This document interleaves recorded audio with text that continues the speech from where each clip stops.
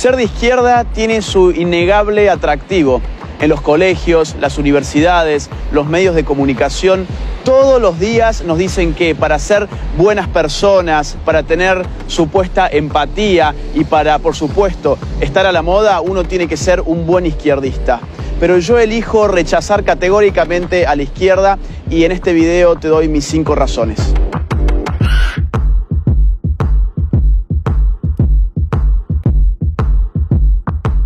Razón número 1. La izquierda es la ideología más asesina de la historia. Izquierda y derecha son categorías políticas que nacen en el marco de la Revolución Francesa. Los jacobinos, la primer fuerza de izquierda, por así decirlo, del mundo occidental, fueron los primeros en establecer un gobierno de partido único, que a través del Comité de Salvación Pública asesinó a más de 35.000 personas por no adherir o por oponerse al régimen revolucionario a través de lo que se llamó el terror. Pero el siglo XX vería llegar al poder a la izquierda socialista a través del movimiento comunista bolchevique, de tipo marxista-leninista y maoísta. Entre 1917 y 1991, estos llevaron adelante las matanzas más cruentas de nuestra historia moderna. Aunque a menudo se procure ocultar esta realidad, inauguraron en el mundo la utilización de los llamados campos de concentración para la represión ideológica masiva, donde mediante deportaciones en masa de población se lograba una esclavitud general mediante una red de instalaciones de trabajo forzado. Estos son los números de asesinatos que solamente durante el siglo XX la izquierda cometió. Unión Soviética, 20 millones de muertos, China, 65 millones de muertos, Vietnam, 1 millón de muertos, Corea del Norte, 2 millones de muertos, Camboya, 2 millones de muertos, Europa Oriental, 1 millón de muertos, América Latina, 150.000 muertos, África, 1.700.000 muertos, Afganistán, 1.500.000 muertos. Todo esto solamente contando los casos del comunismo en el poder, es decir, sin contar los muertos en manos de organizaciones terroristas y guerrilleras de izquierda a lo largo y ancho del mundo. Por ejemplo, sin contar los más de 21.600 atentados que cometieron Montoneros y ERP en la Argentina. Por ejemplo, sin contar los más de 12.500 muertos que se llevó el Sendero Luminoso en el Perú. Si de asesinato se trata, es bueno recordar que el primer país en el mundo que legalizó el aborto fue la Unión Soviética en el año 1920 y que en América Latina el primer país que legalizó el aborto fue Cuba en el año 1965. Es por eso que el más importante político libertario del siglo XX, Ron Paul, ya nos decía en su libro Aborto y Libertad que el aborto estaba íntimamente ligado con el totalitarismo de los movimientos comunistas. Razón número 2. La izquierda en el poder recorta todo tipo de libertades.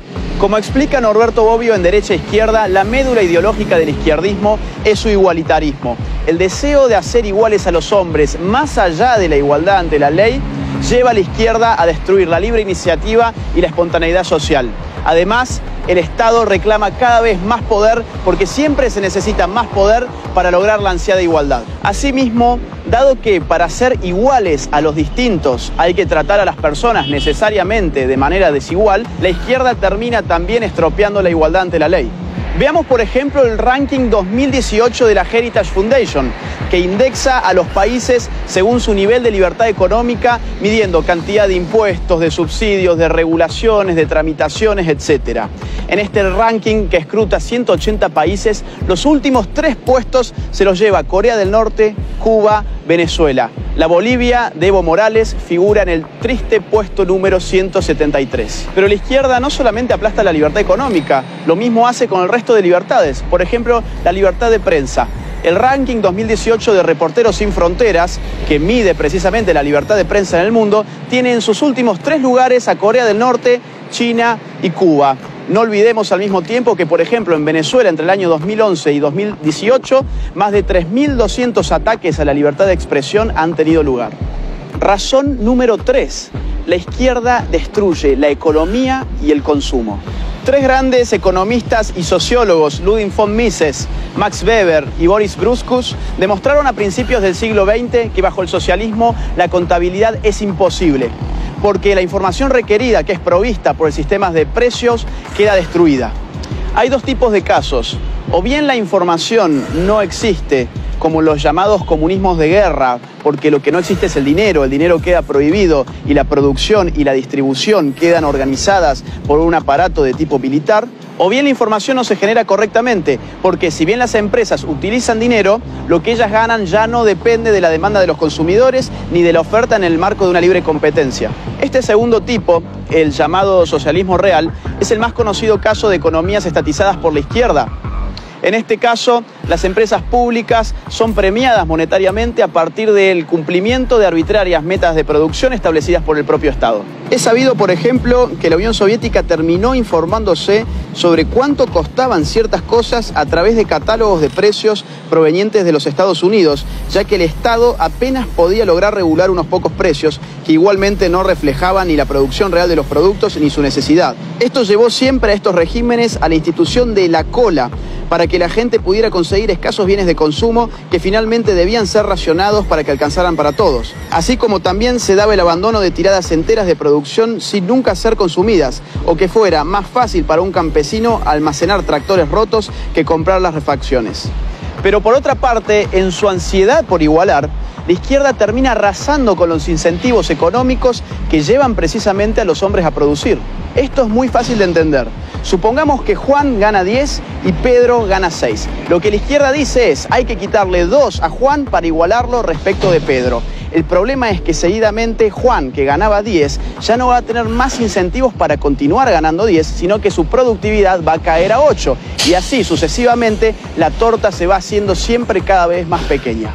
Si a la redistribución compulsiva le sumamos un Estado que va avasallando los derechos de propiedad, que afecta a la iniciativa privada, que engrosa cada vez más el sistema público y aumenta sus regulaciones, tal como siempre ocurre en los regímenes de izquierda, lo que veremos afectarse en definitiva y de forma indefectible es la economía.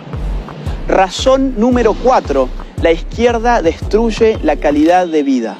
Este punto está íntimamente ligado al otro y los datos y los números están a la vista de todos. Por ejemplo, Ucrania. Stalin, entre el año 1932 y 1933, provocó una histórica hambruna en ese país, en la cual murieron de hambre más de 4 millones de personas y para el año 1934 el índice de natalidad había bajado hasta un 40%.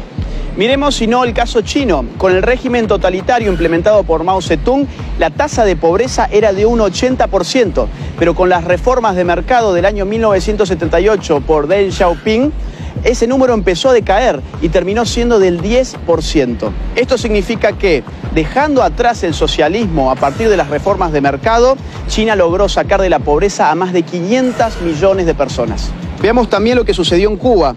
Finalizando los años 50, antes de la revolución de Fidel Castro, el Atlas Económico Mundial de Ginzburg colocaba a Cuba como el tercer país de mayor ingreso per cápita de Latinoamérica, después de Argentina y Uruguay. Hoy, Cuba ocupa el penúltimo puesto del ranking, con $7.602 del PBI per cápita, mientras que en Chile, por ejemplo, el ingreso es de $27.058 per cápita, y el primero en América Latina en el Índice de Desarrollo Humano de la ONU.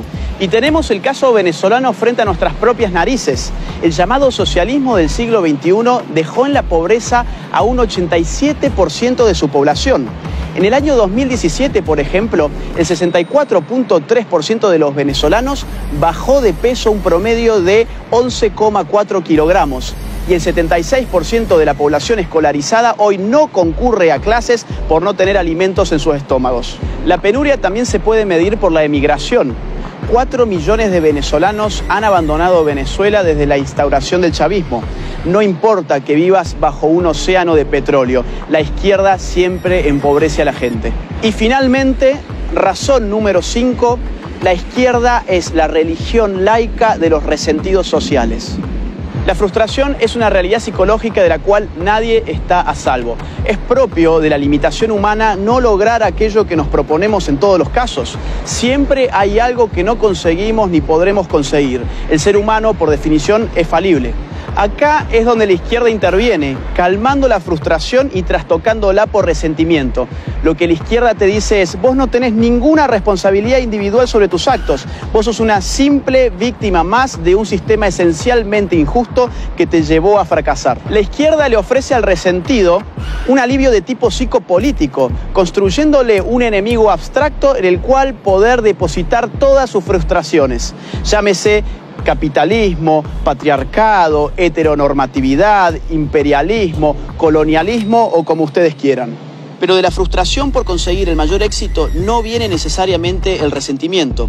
Puede venir el denodado esfuerzo hacia la autosuperación en la medida en que la persona identifique en su fracaso aquella cuota de responsabilidad individual que le compete y se proponga remediarla. Y decimos cuota porque la responsabilidad individual es siempre eso, una parte del fenómeno. El resentimiento proviene de la frustración cuando no se tiene la voluntad de hacer un análisis equilibrado entre el propio fracaso y las posibilidades de prosperar. De esta forma, para proteger lo que queda de autoestima, se eliminan las responsabilidades individuales y se buscan solo los agentes externos como causa de los propios problemas, usando a determinadas estructuras sociales como chivo expiatorio. Estas son tan solo 5 razones de las tantas que podría darte. Si vos tampoco te considerás de izquierda, te invito a que levantes tu voz, a que no tengas miedo. Este es el momento de hablar contra ideologías perniciosas que se nos venden como modas y que no son otra cosa que una pieza más del establishment.